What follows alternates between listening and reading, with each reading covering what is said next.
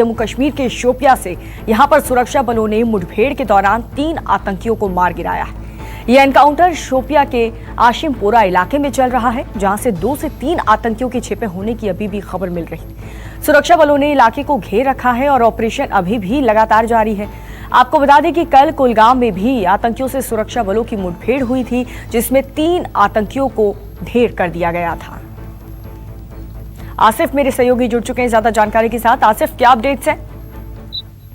देखिए, अब कल से 24 घंटों के भीतर ये दूसरी मुठभेड़ है और 6 मिलिटेंट अभी तक इन 2 मुठभेड़ों में मारे गए हैं। कल जो सुरक्षा बलों को यहाँ पर काफी बड़ी अहम कामयाबी हासिल हुई थी, जो पाकिस्तानी जैश ए मोहम्मद कमांडर लंबू भाई वहां पे मारा गया था, आईडी एक्सपर्ट। उसके बाद आज यहाँ दक्षिणी कश्मीर के ही शोपियां इलाके में फोर्सेस को सूचना मिली मिलिटेंटों के बारे में, जिसके आधार पर तुरंत यहाँ जम्मू कश्मीर पुलिस ने, सेना और सीआरपीएफ के साथ मिलकर इस पूरे इलाके को घेर लिया और ये मुठभेड़ शुरू हो गई। अब तक इस मुठभेड़ में 3 मिलिटेंट मारे जा चुके हैं। उनकी पहचान हालांकि अभी नहीं हुई है। एनकाउंटर अभी भी जारी है और बताया जा रहा है कि यहाँ पर एक और मिलिटेंट छुपा हुआ है, जिसे फोर्सेस ने चारों तरफ से घेर रखा है। आसिफ, आप बने रहिए हमारे साथ, कुछ और अहम खबरों पर भी हम आपसे जानकारी चाहेंगे। लेकिन रक्षा मंत्री राजनाथ सिंह के लेह और जम्मू कश्मीर दौरे के बीच पाकिस्तान ने ये सीज फायर का उल्लंघन किया है। पुंछ जिले के गुलपुर और खरी करमाड़ा सेक्टर में पाकिस्तान की गोलीबारी में एक ही परिवार के 3 लोगों की जान चली गई। पाकिस्तान की तरफ से आया एक शेल करमाड़ा गांव में मोहम्मद रफीक के घर पर जा गिरा, जिसकी चपेट में आकर के घर में मौजूद रफीक के साथ उसकी पत्नी राफिया और 15 साल के बेटे इरफान की मौत हो गई। पाकिस्तान की इस गुस्ताखी का भारत की सेना ने भी मुंह तोड़ जवाब दिया है। और रक्षा मंत्री राजनाथ सिंह आज जम्मू कश्मीर में एलओसी का दौरा करेंगे। वहां पर वो सुरक्षा हालात का जायजा लेंगे। अपने दौरे में रक्षा मंत्री बाबा अमरनाथ गुफा भी जा सकते हैं। सूत्रों से मिली जानकारी के मुताबिक राजनाथ सुबह 10 बजे के करीब पवित्र गुफा का दर्शन कर सकते हैं।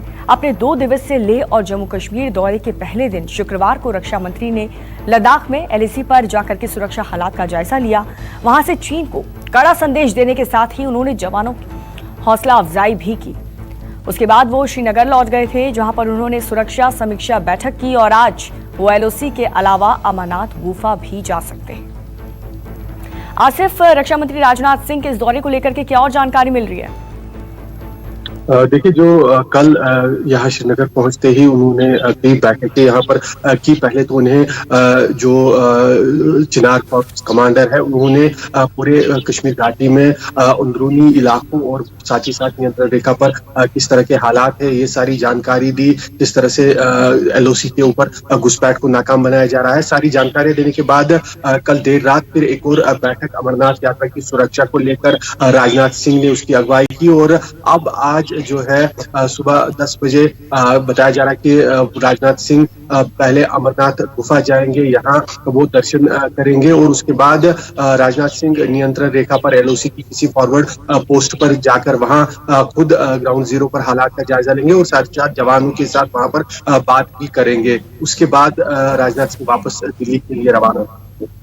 चलिए, बहुत बहुत शुक्रिया आसिफ आपका इस अहम जानकारी के लिए। और इस वक्त की एक और बड़ी खबर सामने आ रही है जम्मू कश्मीर से, जहां पर 21 जुलाई से शुरू होने वाली अमरनाथ यात्रा पर आतंकी हमले का खतरा मंडरा रहा है। सेना को मिली जानकारी के बाद इसको लेकर के अलर्ट भी जारी कर दिया गया है। सेना को ये जानकारी भी मिली है कि आतंकी नेशनल हाईवे पर हमले को अंजाम देने की योजना में है। इसके अलावा साउथ कश्मीर में करीब 100 आतंकियों के सक्रिय होने की जानकारी भी मिली है।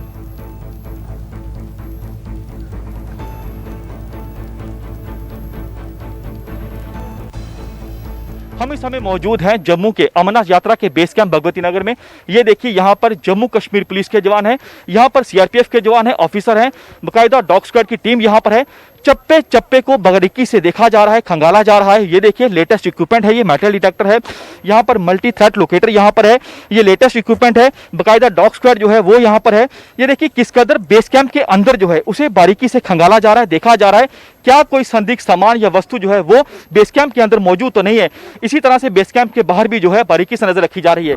ये देखिए, भारी संख्या में सुरक्षा बल के जवान आपको दिखेंगे, जो कि यहाँ पर यात्री जो भी यहाँ पर आएंगे देश के कोने कोने से, उनकी जो है सुरक्षा किस कदर बेहतर की जाए, उसी के चलते यहाँ पर देखिए पूरे बेस कैंप को बारीकी से खंगाला जा रहा है, उस पर नजर रखी जा रही है।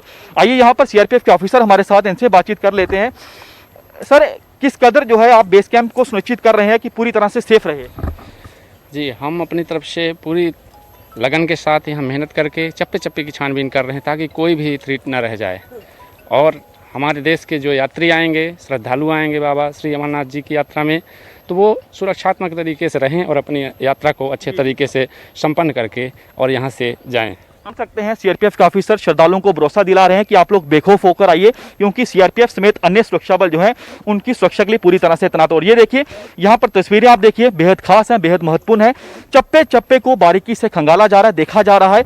मकसद इन सब का यही है कि जो भी श्रद्धालु देश के कोने कोने से आएंगे उन्हें सुरक्षित रखा जा सके। कैमरामैन तनवीर के साथ पंकज शर्मा, न्यूज़ 24 जम्मू। तो देखा आपने, हमारी जो सेना है वो पूरी तरह से तैयार है, मुस्तैद है। आगे बढ़ेंगे। भारत से बातचीत के बीच भी चीन अपनी नापाक चाल से बाज नहीं आ रहा। हाल ही में ली गई सैटेलाइट इमेज से उसके नापाक मंसूबे एक बार फिर से सामने आए। इन तस्वीरों से लेह से 382 किलोमीटर दूर होटान एयरबेस पर चीन के लड़ाकू विमान और मिसाइल के नए जखीरे तैनात किए जाने का खुलासा हुआ है। ओपन सोर्स इंटेलिजेंस एनालिस्ट की सैटेलाइट तस्वीरों के मुताबिक चीन ने शिनजियांग प्रांत में होटान एयरबेस को भारत के खिलाफ रणनीतिक रूप से मजबूत कर दिया है। यहां पर फाइटर एयरक्राफ्ट के अलावा अर्ली वार्निंग एयरक्राफ्ट और एयर डिफेंस यूनिट की तैनाती भी की गई है। संजीव त्रिवेदी मेरे सहयोगी जुड़ चुके हैं। संजीव, चीन की इस हरकत को कैसे समझा जाए?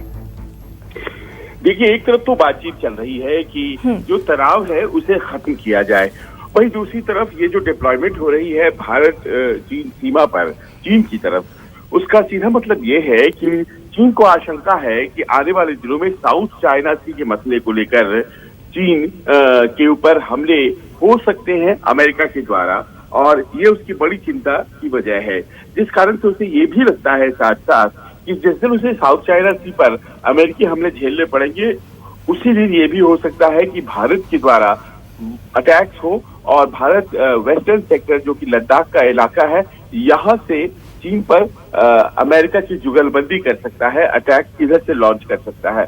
और शायद यही वजह है कि उन्होंने यहाँ के एयर बेसिस को मजबूत करना शुरू किया है। आप होटान एयर बेस की बात बता रही हैं, शिनजियांग प्रोविंस में है। इसके अलावा नागरी गुंसा एयर बेस जो कि तिब्बत में है, उसे भी मजबूत किया गया है। पाकिस्तान को भी हथियारों की सप्लाई की गई है और कहीं न कहीं चीन का डर सामने आ रहा है। उसे ये लग रहा है कि भारत के साथ तनाव लेकर कहीं न कहीं वो घिर गया है और ये उसी की तैयारी है। लेकिन यहाँ ये भी जानना बहुत जरूरी है कि भारत, जहाँ तक एयर पावर का सवाल है, बहुत मजबूत है चीन के मुकाबले, और कई स्टडीज आई हैं, और ऐसे में भारत की तैयारी के मद्देनजर चीन का डर इस तरह के डिप्लॉयमेंट में सामने आ रहा है। जी चलिए, बहुत बहुत शुक्रिया संजीव आपका इस अहम जानकारी के लिए। और चलिए खबरों में आगे बढ़ेंगे। अयोध्या में राम जन्मभूमि तीर्थ क्षेत्र ट्रस्ट की आज अहम बैठक होने वाली है। बैठक में मंदिर निर्माण की रूपरेखा और भूमि पूजन पर मंथन की संभावना है।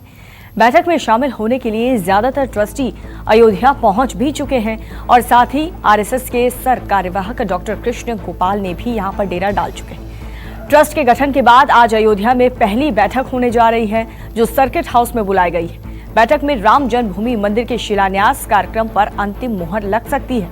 माना यह जा रहा है कि शिलान्यास की तारीख तय होने के अलावा पीएम मोदी को निमंत्रण भी भेजा जा सकता है।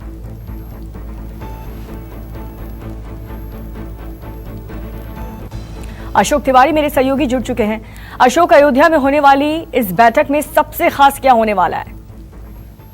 देखिए, दरअसल मंदिर निर्माण को लेकर जो ट्रस्ट की बैठक है वो आज अयोध्या में होने वाली है। वो इस लिहाज से भी बेहद अहम मानी जा रही है क्योंकि आप देखिए कि नृपेंद्र मिश्रा बीते 2 दिनों से अयोध्या में ही कैंप कर रहे हैं। उन्होंने जो मंदिर निर्माण की तैयारियां हैं उसका जायजा भी लिया है, क्योंकि वो ट्रस्ट के चेयरमैन है।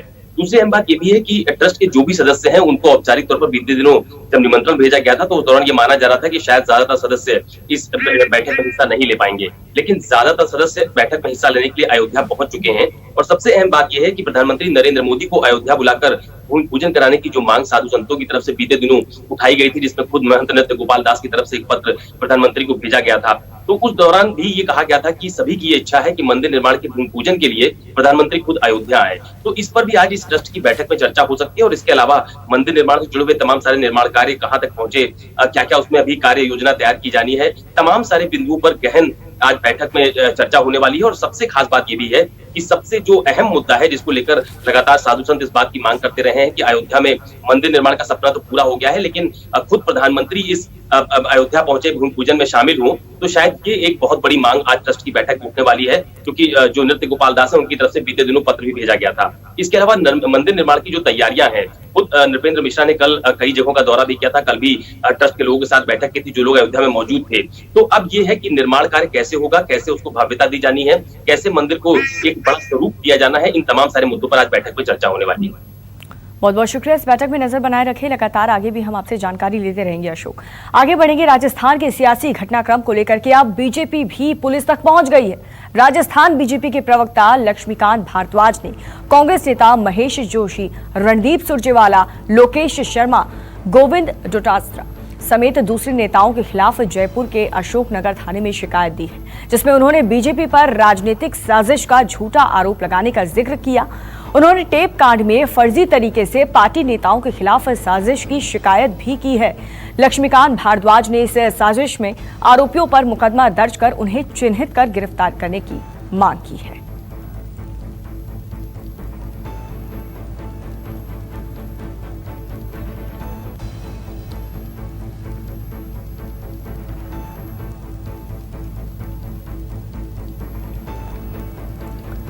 तो राजस्थान की सियासत के ऑडियो केस को लेकर के एसओजी की टीम कल हरियाणा के मानेसर के होटल पहुंची। यहां पर काफी मशक्कत के बाद होटल के अंदर पहुंची एसओजी की टीम करीब आधे घंटे तक रुकी रही, लेकिन उसे पायलट समर्थक विधायक भंवर लाल शर्मा नहीं मिले, जिसके बाद टीम वहां से लौट गई। आपको बता दें कि ऑडियो में भंवर लाल शर्मा की आवाज बताई गई है, जिसे उन्होंने साफ इनकार कर दिया है। इस मामले में हिरासत में लिए गए संजय बरड़िया उर्फ संजय जैन को एसओजी ने गिरफ्तार कर लिया है।